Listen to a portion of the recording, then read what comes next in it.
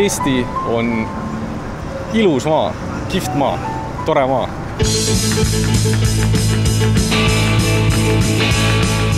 Mä en tule koskaan unohtamaan sitä, kuinka mä tulin ensimmäistä kertaa Tallinnaan.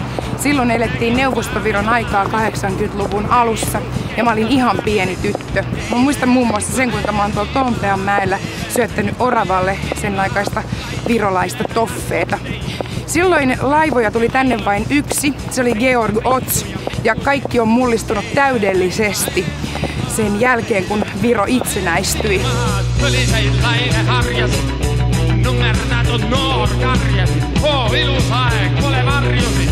Eilen nägin ma Eestimaad, eilen nägin ma Eestimaad.